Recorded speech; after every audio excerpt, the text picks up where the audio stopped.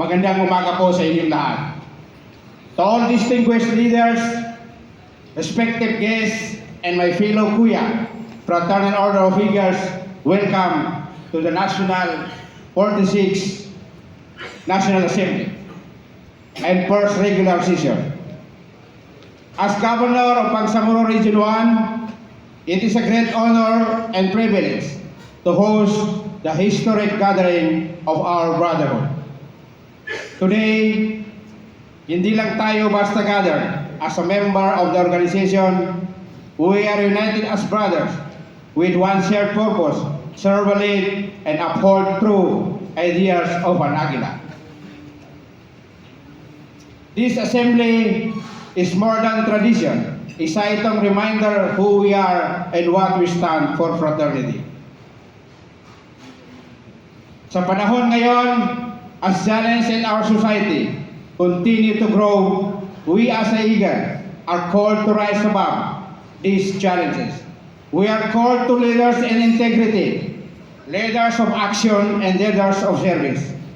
Because true leadership is not about the position, it is about the purpose and the responsibility of real impact. As your host, I proudly present the Bangsamoro Region 1, region that continues to grow, yet remains strong in loyalty, unity, and true brotherhood.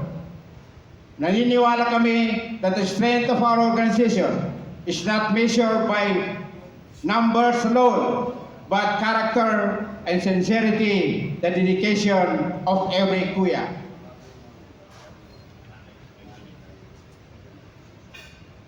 Let this National Assembly be a moment reflection. Isang pagkakataon to ask ourselves that what kind of Eagles we choose to become. Let this also be a moment of unity and renewed commitment to our mission. Let us continue to build bridges, strengthen our brotherhood, and inspire our one another, become better leadership and respective communities. At bilang Aguila, we do not just carry the name, we respect service, integrity, and unity. Because in the end, it is not about what the organization can do for us, but what we can do for organization and for the people we call to serve. May Allah continue to guide us and our mission to our purpose, all along service to another. Maraming salamat po. Welcome po kayong lahat. Mabuhay ang Aguila. Wabillahi taufiq wal hidayah wa syukran walhamdulillahi rabbil alamin.